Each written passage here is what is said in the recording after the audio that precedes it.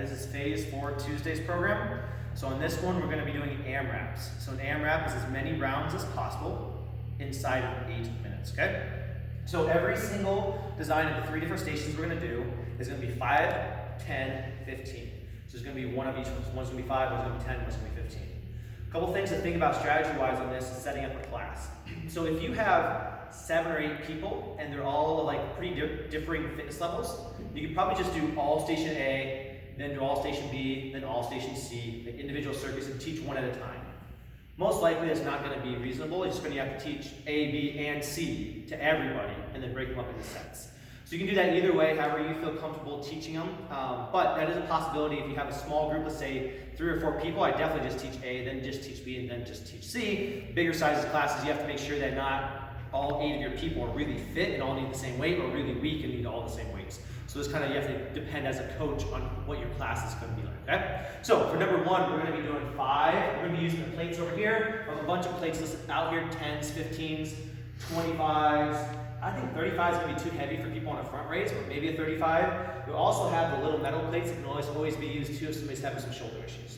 So front raise, abs tight, glute squeeze. We're just pulling straight out to 90 degrees. Control back from 1, 2, 3, 5 of those, okay? If somebody is having some major shoulder issues with that, you can go to a lighter plate. I'd love them to get that range of motion and try to do it with a lighter plate. However, you can always go to a band pull apart or something, but don't worry about teaching a band pull apart unless somebody's having major issues. We want to make sure that we're not getting people confused on what they're supposed to be doing. So from there, we're going to have plate halos. So plate halo, what I'm going to do is come all the way around this plate. So we start out front, come around, touch my shoulder blades, around, 1, 2, 3, so forth. You can do a couple different ways. You can do all 10 in a row on one side, and the next round through catch the other side.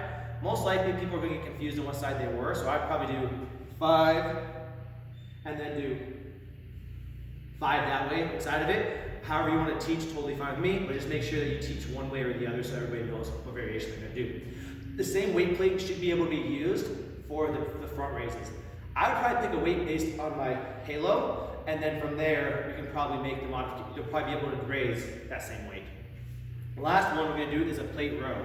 So on a plate row, abs tight, glute squeeze, drive the hips back, pulling towards the middle of the sternum, elbows tight to the body, 15 of those.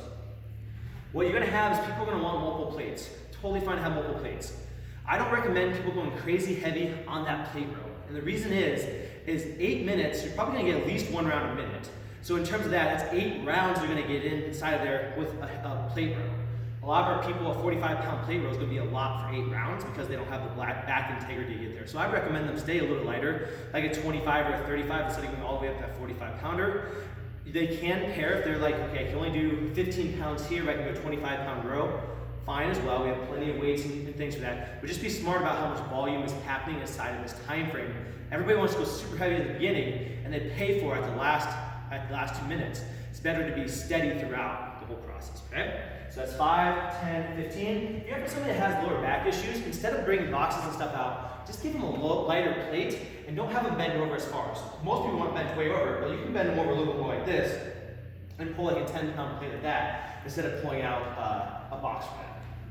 So that's circuit number 1. And we'll have circuit number, so that's A, this is going to be circuit B. On circuit B, we have frog jumps. So frog jumps are in our warm-up as well. So on a frog jump, we're going to come down, tall chest, come down, touch, and up, right? We're going to do 5 of those. They can do that body weight, they can do it weighted. I'd recommend for most people do it weighted because only 5, and we usually do way more volume of this, so they can probably do it with a little bit of weight. So we have here, tall chest. From there. They can also do, if they can't do that at all for the jumping, we can always do medicine ball push press. So we're going to have our modification for that one. Instead of doing a kettlebell RDL, I'm just going to mix it up a little bit and give somebody push press. So medicine ball push press here. Just kind of dip the hips back, toss. The reason I'm choosing that instead of like a kettlebell RDL is because our people that are modified all the time always get the same stuff. I'm trying to give them just a little bit of mix up to give them a little bit more variety to their program. Everybody else gets variety, but the ones that are super modified don't get as much variety. So I'm trying to give them just a little bit of variety as I can. So exercise number 1, 5 reps of frog jumps. From there, we're gonna go to exercise number 2, which is weighted sit-ups. Ideally, the weight they choose for the frog jumps, they'd be able to use for their sit-ups. Not always gonna be possible. Inside of this circuit, we're gonna have all the dumbbells available. All the kettlebells should be available as well as these slam balls over here might be available too. So lots of weight options they can choose. So we're gonna have that weight here, sitting all the way up to our chest, and back down. We're gonna do that for 10 reps. So when we're thinking about 10 reps on the side of this, as I think most people could probably do 10 reps at a light weight. Even if they choose like a 5 or even those little weights there, it'd be nice to encourage people to get a little bit stronger in their abs instead of being weaker in their abs. And just force them to like all of a sudden start thinking about 5 pounds, 10 pounds, and they can do that much weight is empowering to a lot of people. So try to get them to use the weight if they can. Worst case scenario, they can't. You take them over to the wall and pretend like this is a wall here. Put their feet into it, or they could always put their, if they're using dumbbells, they can put their dumbbells over top of their feet too, and use that support to come up and down. We could go to handstand crunch if we really need to, but try to avoid it at as much as possible because people start to cheat the exercise and start to use this as a way to do a lot less work. We want to encourage them, especially as long as they've been with us, they should be able to get that core nice and tight and engaged. And the last exercise we have, so that one's 10, so we can go 5, 10, and the last one's 15 reps. So in the 15 reps, we're going to do kettlebell or deadlifts. So I'm going to show a couple different variations. So the first kettlebell deadlift is going to be with a kettlebell. When we're thinking about the kettlebell, we want to make sure that we choose a weight that's heavy enough for 15 reps. A lot of people are going to go over there and grab a 25 pounder because, I do 25 pounds for that. We need to challenge and get a little bit stronger in this position. Also, we'll show a modification to make it a little bit harder too. So kettlebell deadlift, everybody should be able to do this. Everybody in our gym should be able to. Drive their hips back, right? Go back as far as you can until you get a good bend over position. From here, I can't reach it, so then I got to squat down just a little bit inside the legs. Come up, stand tall, squeeze my glutes. 1, touch the ground every time. 2, 3. The big thing we're looking for is keeping this integrity. What you'll see a lot is this. 1, 2, and as the reps go on, that gets worse and worse. Over 15 reps, it gets dangerous. So keep that engagement. You as a coach's job and responsibility is to go over and stop that. If you see them doing bad, engage those shoulder blades and force them to get a good position, no matter how long they've been here. Force that engagement in the upper back. Okay, from there, we can go up to 50 pounds with a kettlebell. For a lot of our males and our stronger females, that's actually a really light weight. So we need to encourage them to go a little bit heavier. Well, the way to go heavier is instead of doubling up kettlebells, we're going to have them do dumbbells because we're going to have everybody else using kettlebells. So, double up dumbbells, we have tons of dumbbells pairing together. So 235s I have here, that's 70 pounds.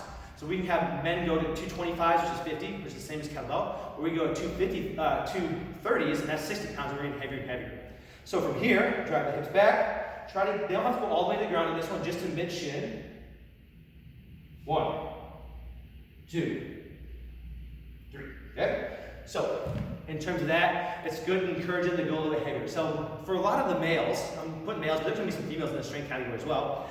They can go ahead and grab a kettlebell to use for their frog jumps and stuff like that, and then grab some dumbbells to use for the deadlift position to force them to be able to get stronger. We really want to encourage them getting stronger in this station here. All right, the last one, C. So in this one, we want to think about each round as one side at a time, okay? So round 1, I'm going to use my right side. Round 2, I'm going to use my left side, back and forth. So first one here, I'll pick up a medicine ball. 12 pounds or less is what we want to put out for slam ball, okay? In terms of big balls, not slam balls, big balls. Because the 14 pounders and stuff don't bounce and rebound back up very easily, and we need them to be able to bounce back up. 12 pound and down are the only ones that really do bounce back up. So what we're going to do here, we're going to take the ball, we're going to step back into reverse lunge, up, 1, 2, 3, okay? So honestly, how much extra is that ball doing? Probably not a lot. It's just adding some variation, adding a little bit of fun into the program, mixing it up. The ball doesn't need to be crazy heavy. I don't really care how much it affects their lunge. It's more about adding some variation and a little stability component. So we're going to do all that on one side, on that right side. Then we're going to do a medicine ball chop. So we can come down that hip, chop up, eyes come with it. 1, 2, 3. Try to make sure it's as much core work as possible and less hip rotation, right? So it's under control. As I do, I have a little RDL.